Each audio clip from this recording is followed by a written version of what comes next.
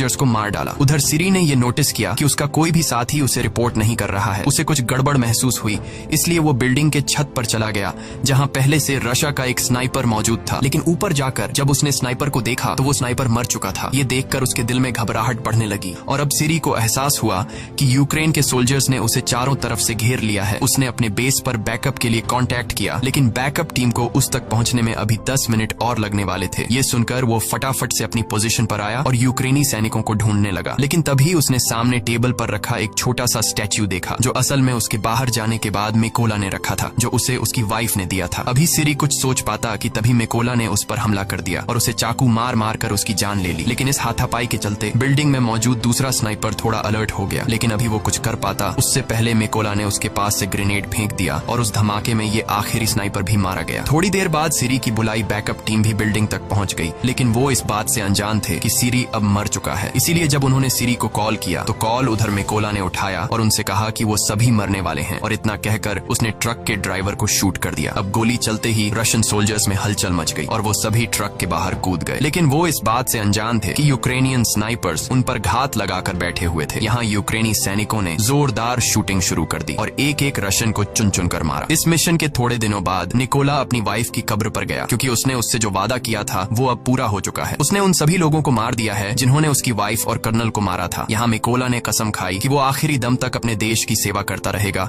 और इतना कहकर वो वहां से चला गया। और इसी के साथ ये फिल्म खत्म हो